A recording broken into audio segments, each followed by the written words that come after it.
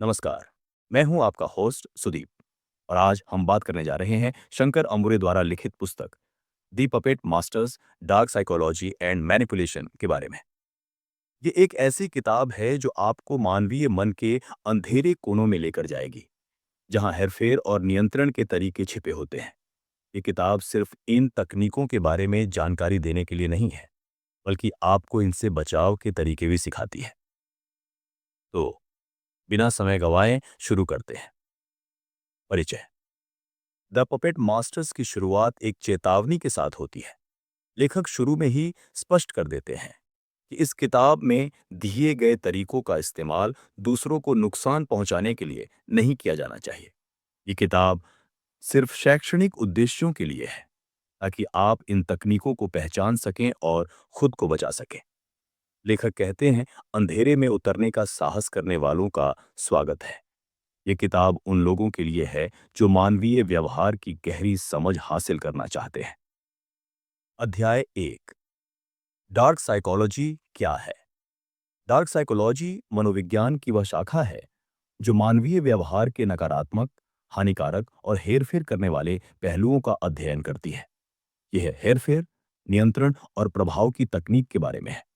इसका संबंध dark triad नामक 3 व्यक्तित्व लक्षणों से है: मैकियावेलियनिज्म, नार्सिसिज्म और साइकोपैथी।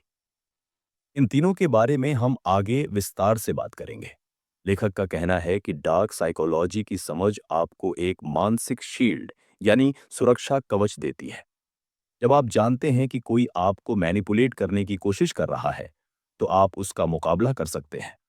अध्याय 2। डार्क ट्रायड, मानवीय व्यवहार का अंधेरा त्रिकोण। यह किताब का एक बहुत ही महत्वपूर्ण हिस्सा है। डार्क ट्रायड में 3 व्यक्तित्व लक्षण शामिल हैं। 1, मैकियावेलियनिज्म। ये नाम इतालवी दार्शनिक निकोलो मैकियावेली के नाम पर रखा गया है। ऐसे लोग बेहद चालाक, कूटनीतिक और हेरफेर करने में माहिर होते हैं।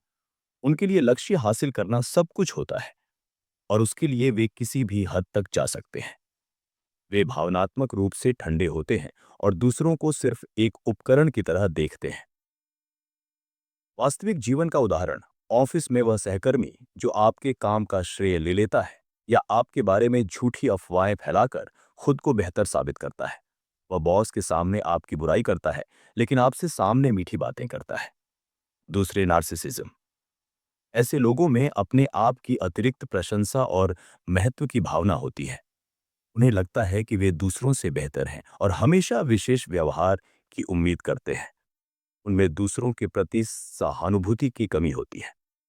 वास्तविक जीवन का उदाहरण: वह दोस्त या साथी जो हमेशा सिर्फ अपने बारे में बात करता है, आपकी बात सुनता नहीं है, आपकी समस्याओं को नजरअंदाज करता है और हमेशा चाहता है कि आप उसकी प्रशंसा करें। अगर आप उसकी आलोचना कर दें तो वह गुस्से में आ जाता है।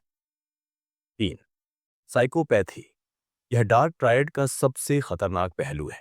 साइकोपैथिक व्यक्तियों में सहानुभूति और पछतावे की भावना पूरी तरह से अनुपस्थित होती है।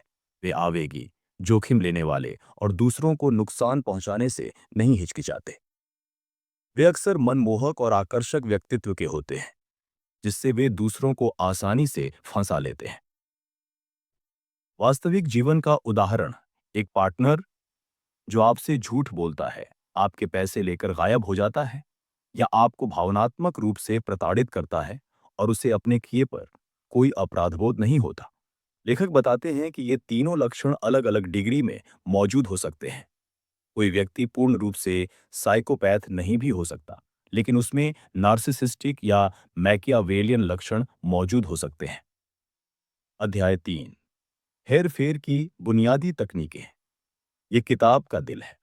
लेखक हेरफेर की कई तकनीकों के बारे में विस्तार से बताते हैं। आइए कुछ प्रमुख प्रमुख तकनीकों को समझते हैं। 1, गैसलाइटिंग। ये सबसे खतरनाक मानसिक हेरफेर की तकनीक है। इसमें हेरफेर करने वाला व्यक्ति आपके अपने ही अनुभवों, यादों और वास्तविकता पर संदेह पैदा कर देता है।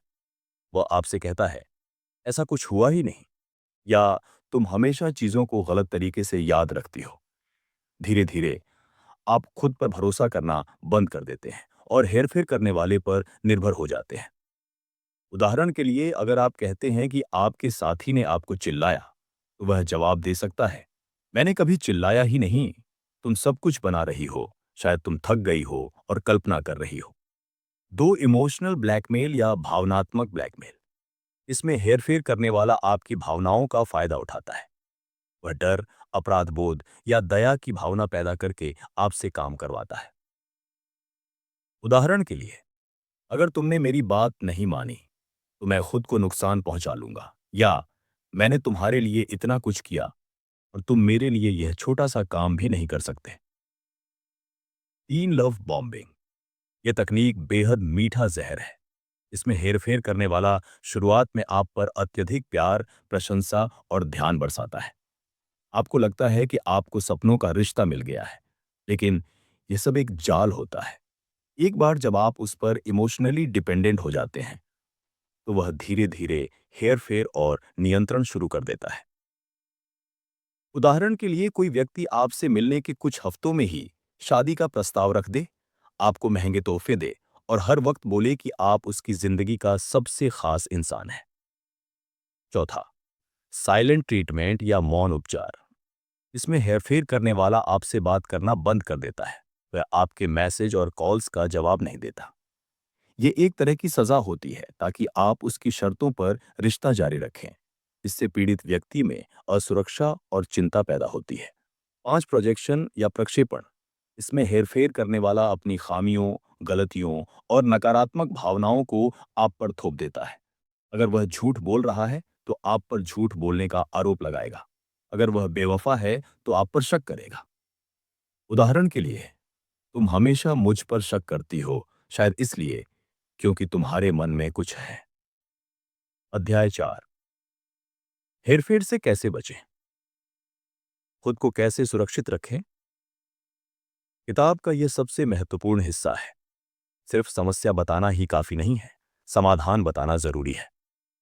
लेखक हेरफेर से बचाव के लिए कई ठोस उपाय सुझाते हैं। एक, सीमाएं तय करें, सेट बाउंड्रीज। अपनी निजी, भावनात्मक और मानसिक सीमाएं निर्धारित करें। स्पष्ट रहे कि आप किस व्यवहार को बर्दाश्त करेंगे और किसे नहीं। अगर कोई इन सीमाओं का उल्लंघन करता है तो उसका सामना करें। दो, अपनी अंतरात्मा की आवाज सुने। अक्सर हमारा अंदर का विवेक हमें बता देता है कि कुछ गड़बड़ है।